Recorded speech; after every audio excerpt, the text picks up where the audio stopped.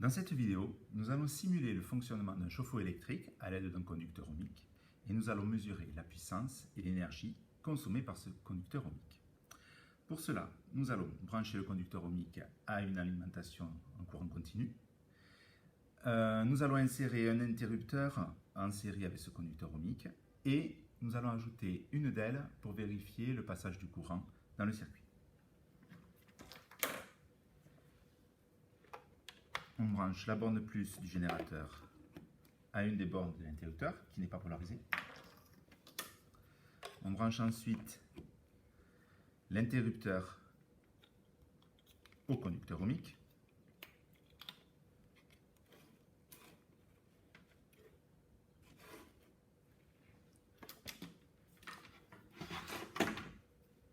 Puis du conducteur ohmique, nous allons à la diode. Et enfin, de la diode, nous retournons au générateur.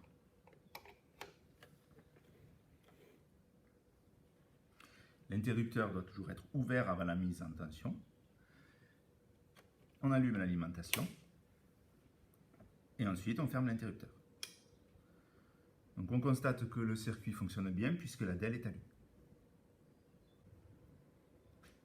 Nous allons maintenant mesurer la tension électrique aux bornes du conducteur ohmique et l'intensité du courant électrique qui le traverse.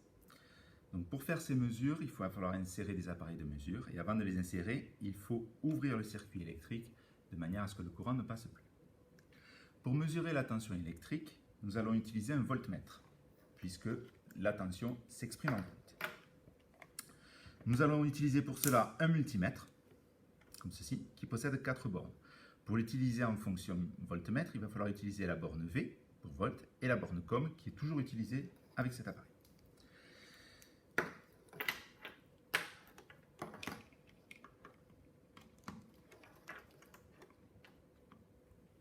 Il faut ensuite choisir le calibre.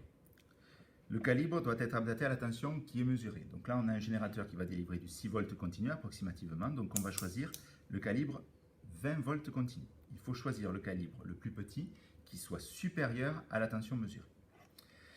Et un voltmètre se branche en dérivation sur l'appareil dont on veut mesurer la tension. Donc je le branche aux bornes du conducteur ohmique.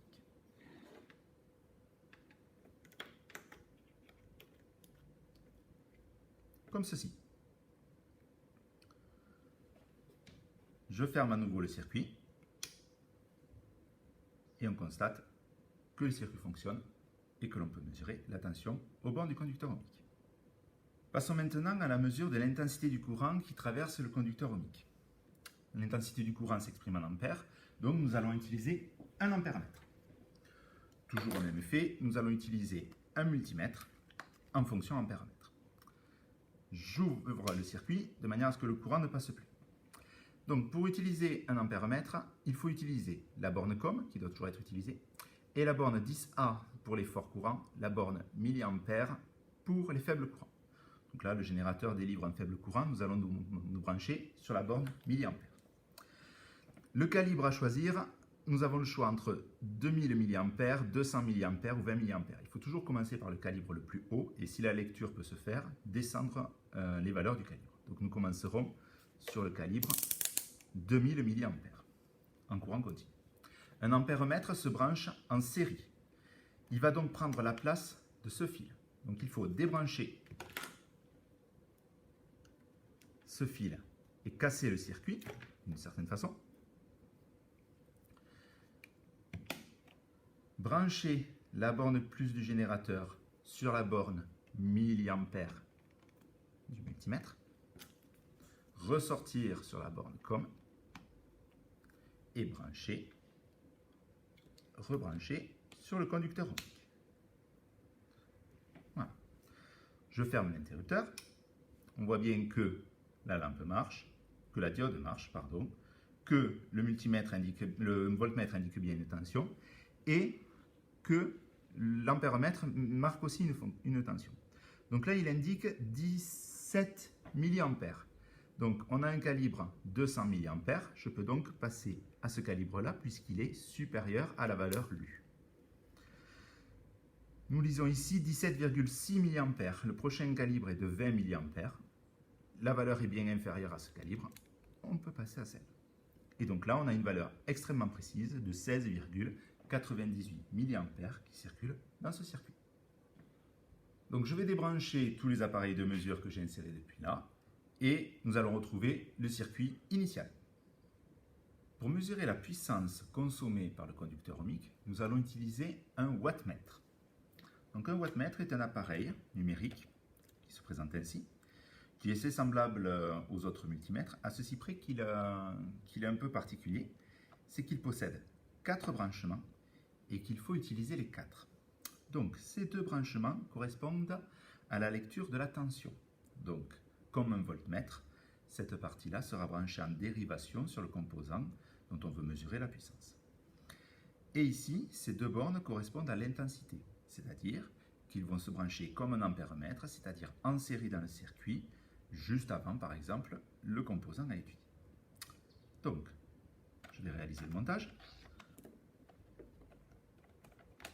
Je vais le mettre comme ça, de manière à ce que vous puissiez bien voir. Donc, les bornes U, qui correspondent à la tension, sont branchées en dérivation par rapport au composant à étudier. Comme tout à l'heure, je les branche donc.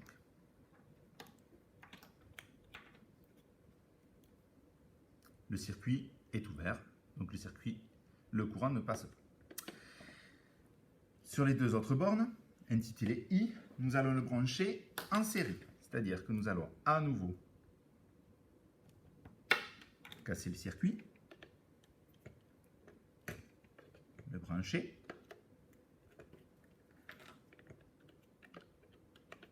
et revenir sur le circuit. Voilà, mon wattmètre est donc branché. On va essayer de recaler tous les câbles de manière à ce que vous puissiez bien le voir. Et donc branché en dérivation sur la fonction voltmètre et en série sur la fonction ampèremètre. Donc je vais fermer le circuit, pardon. La lampe s'allume bien. Donc cet appareil, en plus d'être un wattmètre, affiche aussi la tension et l'intensité. Donc là sur l'écran, vous voyez apparaître la tension, U en volts, avec cette valeur. Il suffit d'appuyer sur le bouton pour passer à l'affichage de l'intensité, en ampères cette fois-ci, et non pas en milliampères, et d'appuyer une 3e fois pour afficher la puissance consommée par le dipôle, c'est-à-dire le conducteur ohmique, exprimé en watts. Cet appareil permet également de mesurer l'énergie électrique consommée par un dipôle, ici le conducteur ohmique, pendant une certaine durée. Donc cet appareil s'appelle un joule-mètre, puisque l'énergie, en tout cas en sciences, s'exprime en joules. Et je vais vous montrer comment on fait. Donc il suffit encore une fois d'appuyer sur le bouton, et cette fois-ci apparaît un écran où on mesure une grandeur associée à la lettre W, qui est l'énergie, et qui s'exprime en joules. Donc il va falloir mesurer l'énergie consommée par le conducteur ohmique pendant une certaine durée. Donc pour cela, il suffit de lancer une acquisition pendant un certain temps, donc une acquisition temporelle.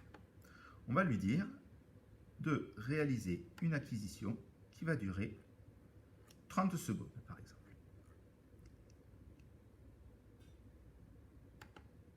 Et pendant ces 30 secondes, le joule-mètre va mesurer l'énergie consommée par le conducteur ohmique. Lançons l'activité. Donc là, il va y avoir une représentation graphique de la valeur de l'énergie consommée dès que j'aurai lancé l'acquisition. Allons-y. Donc, vous pouvez voir sur l'écran les valeurs qui se représentent dans un graphique et la valeur instantanée est affichée ici. Donc l'acquisition va durer 30 secondes et nous pourrons exploiter les résultats une fois qu'elle sera terminée.